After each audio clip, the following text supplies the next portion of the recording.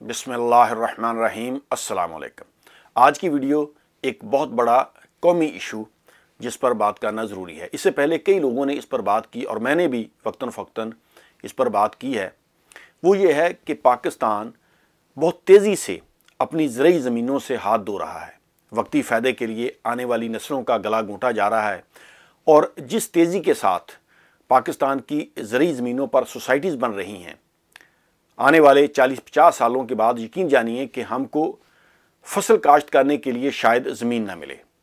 जिस तरीके से हर शहर के इर्द गिर्द सोसाइटीज़ बन रही हैं, कमर्शियल प्लाजा बन रहे हैं और ज़रई ज़मीनों को तेज़ी के साथ ख़त्म किया जा रहा है, इससे वक्ती तौर पर प्रॉपर्टी डीलर्स को फ़ायदा तो हो जाता है, लेकिन इससे पाकिस्तान का जो ज़रई रकबा है वो कम होता जा रहा है और आने वाले वक्तों में शायद हमें फसल काश्त करने के लिए भी ज़मीन ना मिले। आप यूरोपियन मुल्क में सफ़र करें तो बेशुमार ऐसे बाज़ार जो कि आज से यानी 200 साल पहले 250 साल पहले जो बिल्डिंगें तमीर हुई हैं, वहाँ पर आपको सड़कें काफ़ी कुशादा मिलती हैं, यानी बड़ी बड़ी सड़कें, और उन्होंने फ्लैट बनाए हुए हैं। यानी आज से 100-150 साल पहले भी अंग्रेज़ों की सोच ये थी कि आने वाले वक्तों में जब आबादी बढ़ेगी और कारें आएंगी या बसें आएंगी तो उस के लिए उन्होंने पहले से प्लानिंग की होती थी। हम कहते हैं ना कि अंग्रेज़ 100 साल आगे की सोचते हैं, उसका मतलब यही है कि वो हर चीज़ एक प्लानिंग के साथ करते हैं। हमारे यहाँ देखें कि जो सरकारी मुलाजमीन हैं, सरकारी अफसरान हैं, उनके लिए 2-2 कनाल की 4-4 कनाल के बंगले हैं, हालांकि उसमें रहते चंद अफराद हैं। 1 एकड़ में यानी 8 कनाल में आपने एक बंगला बनाया हुआ है, तो बाहर के मुल्क में तो 1 एकड़ में वो फ्लैट बनाकर उसमें कई फैमिलीज जो हैं वो गुजारा कर लेती हैं, लेकिन हमारे यहाँ एक एक फैमिली के लिए इतने बड़े बड़े घर तमीर किए जाते हैं। हमारे यहाँ आप देखेंगे ये जो सोसाइटीज़ बनती हैं, बड़े बड़े घर, इनमें चंद अफराद रहते हैं, लेकिन हमारे यहाँ ये एक बड़ी इज्जत की निशानी समझा जाता है। जिसके बाद जितना बड़ा घर होगा तो वो समझता है कि मैं अपना पैसा इस तरीके से शो करूँ, लेकिन बाहर के मुल्क में ऐसा नहीं होता। वहाँ के जो सरकारी मुलाजमीन हैं, अफसरान हैं, कोई पुलिस ऑफिसर है, तो उनको इस तरह नहीं है कि वो बड़े बड़े मोहल्लात में रहते हैं, वो नॉर्मल घरों में ही रहते हैं। वहाँ आप जाकर पॉलिटिशियन देख लें, वो भी आम लोगों की तरह ज़िंदगी बसर करते हैं।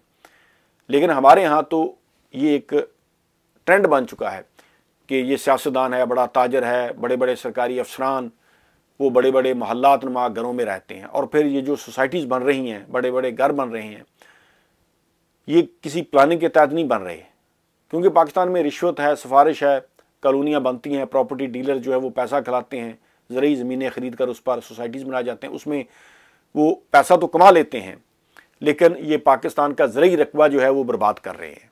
इस पर तमाम लोगों को आवाज़ उठानी चाहिए और हमारे अदारों को सीरियसली इस पर सोचना चाहिए। ये किसी एक जमात का मसला नहीं है, ये किसी पॉलिटिकल लीडर का मसला नहीं है, किसी सियासी जमात का मसला नहीं है, पाकिस्तान के अदारों का मसला नहीं है, बल्कि ये पाकिस्तान का मसला है।